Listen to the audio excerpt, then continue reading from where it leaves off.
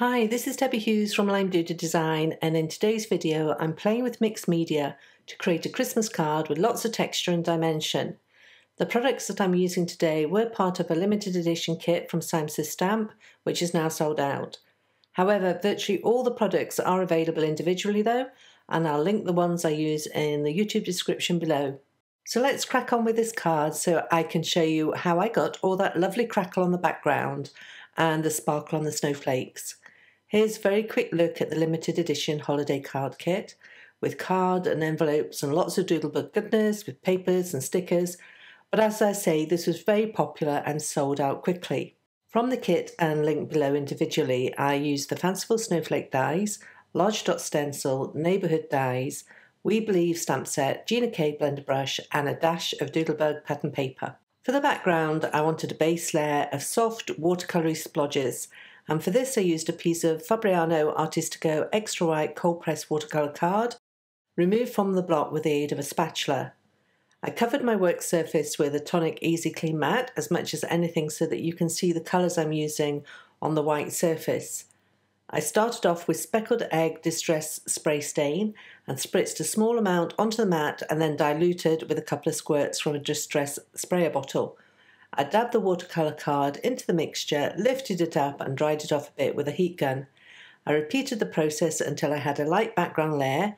Then I brought in the Distress Oxide spray of the Speckled Egg and kept this mixture a little more concentrated to get more colour down onto the card. Next I splattered with Perfect Pearls by mixing a small amount of Perfect Pearls powder with water and splattering the solution over the card to give a lovely sparkle to the background.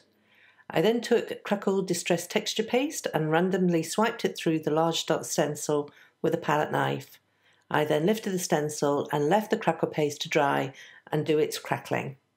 Meanwhile, I took another piece of watercolour card and ran it through my die cutting machine with the Fanciful Snowflakes dies from Holtz.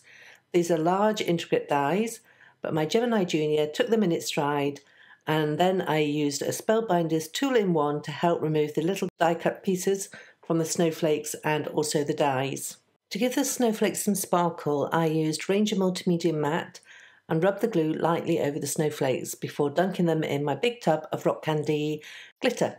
I bought this glitter a long time ago. It's my favourite of all the ones I've tried, and I turn to it all the time. Despite that, I still have lots of glitter left. A little definitely goes a long way.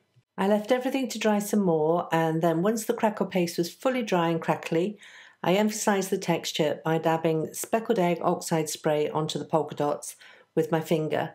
This soaks in between the crackles and really emphasises the crazy paving look. I then took white gouache and added just enough water to get it going before liberally splattering over the background. Moving on to the Neighbourhood dies, and I cut these from the remains of watercolour card I had to hand. The dies cut on a straight line, but I knew I wanted to add some movement to this card with a wavy snow line, and so it didn't matter if the die cut was not nicely cut out of a new piece of card. I used Daniel Smith paints, in particular Undersea Green for the trees and Burnt Sienna for the houses.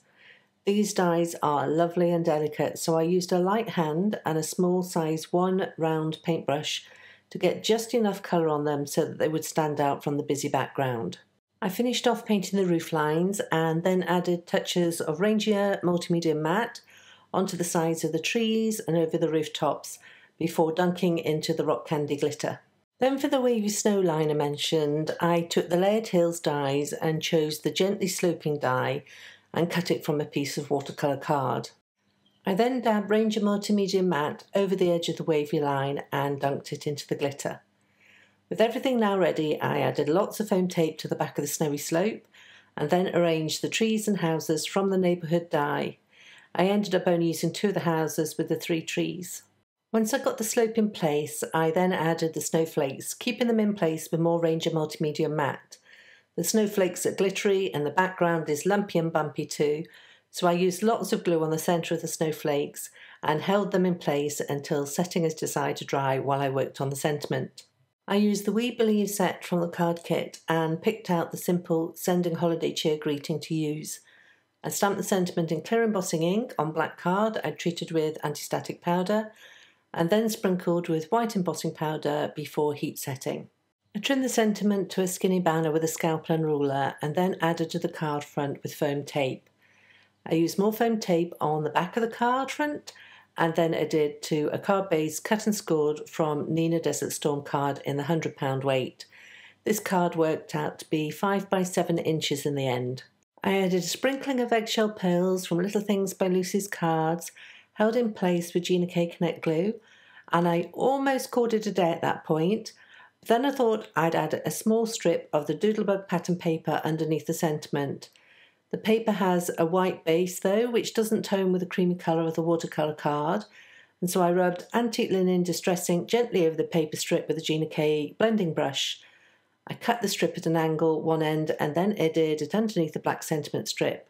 And this time that really does finish this mixed media Christmas card with the lovely crackly texture of the polka dots, the sparkle of the glitter on the snowflakes, and the wintry village on snowy slope beneath.